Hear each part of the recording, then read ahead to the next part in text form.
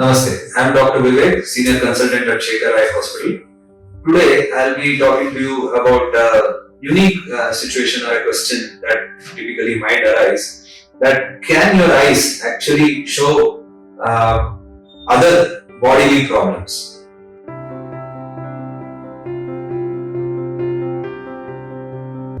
Yes, obviously, the eye is considered as a window.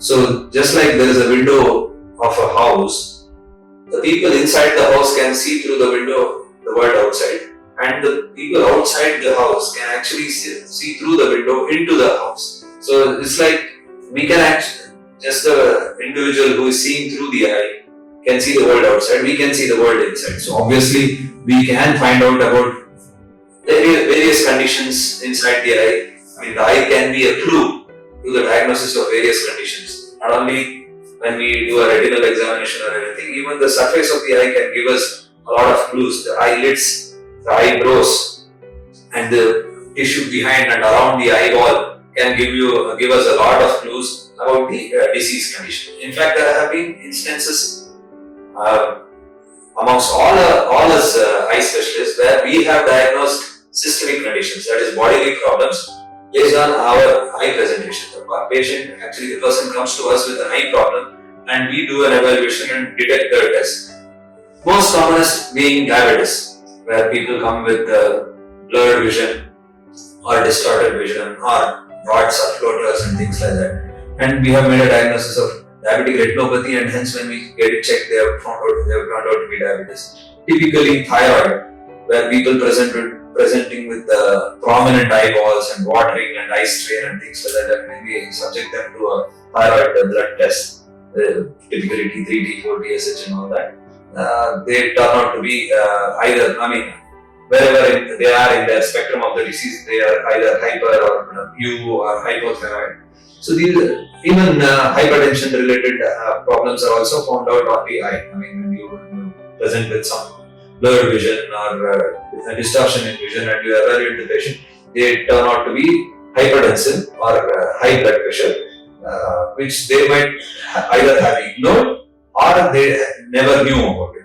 So these are typically the most common of them, where eye symptoms or diseases can give you a clue about bodily problems. There are various other manifestations or diseases at different age groups through which we can actually make a diagnosis of bodily problems. Like typically in childhood, during childhood, we can actually make a diagnosis of various infections which are in the body. Hereditary abnormalities like cytomegalovirus infection, viral infections like CMV, herpes, rubella and things like that. You can even have manifestations of conditions like retinitis pigmentosa, where the child is fat or obese, so you can make a diagnosis of Usher syndrome and things like that. Children can, we can even make a diagnosis of many times tumors, blood cell tumors like leukemias or lymphomas, when we actually see the eye properly. There can also be diagnosis associated with rheumatoid arthritis, where it is called as juvenile rheumatoid arthritis. So this is like childhood. Then typically during the young adults and the adults, like between 15 to 20 and then say 50 years of age group, where various autoimmune disorders can also be diagnosed with this, typically like SLE, systemic lupus erythematosus, rheumatoid arthritis, all these other similar autoimmune disorders like Wegener's granulomatosis, polyarthritis nodosa, Raynaud's phenomenon and things like that. There can even be the eye can be the presenting manifestation in a condition called as multiple sclerosis, where they present to us with optic neuritis. Almost 40% of people with optic neuritis might have multiple sclerosis, so we might end up making a diagnosis of that. There is another disease called Davies disease. So even in these people also we can actually make out. There can be people who present to us with various infections in the eye, and when we dig deeper we might find out that they have had various other infections. Just the other day, a person had come to us with very severe blurred vision and also loss of hearing, and when we submitted him to a test, he was found to be HIV-positive with a very, very poor CD4 count. His CD4 count was around 85, 80, where the normal, the reasonably normal healthy being should be more than 1000 with HIV infested normal individual without any manifestation would be more than 500. So there can be various infections which can be diagnosed. Many tumors can be diagnosed. Just today we have seen a pituitary gland tumor which presented with swelling in both the optic nerves. So when we subjected them to an MRI, we found out that they have this pituitary gland tumor. So a lot of these tumors inside the brain or the orbit can also be detected. In elderly, we can actually find out many tumors and things like that, like lymphomas, non-Hodgkin's lymphomas and other things can also be diagnosed by looking at the eye carefully.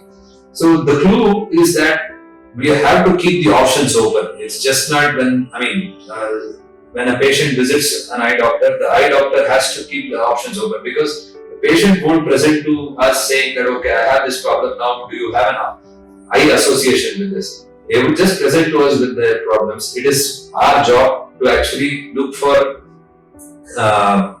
signs which will indicate that, okay, this is just not a local eye problem, this is secondary to that. In fact, in many instances, the eye would be an innocent bystander. It will just be secondarily affected by some other problem which is happening elsewhere in the body, typically either the brain or somewhere else, or even some clots which are originating from the heart or the tubes which are connecting the heart to the brain.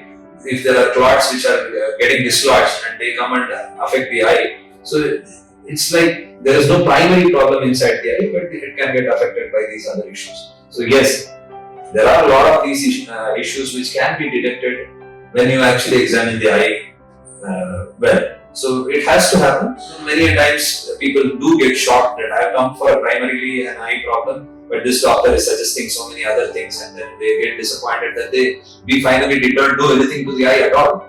But that is how it is. I mean, as I told you, if the eye is a bystander or it's a sequel to the primary problem, treating the eye where there is only an effect will not yield any benefit.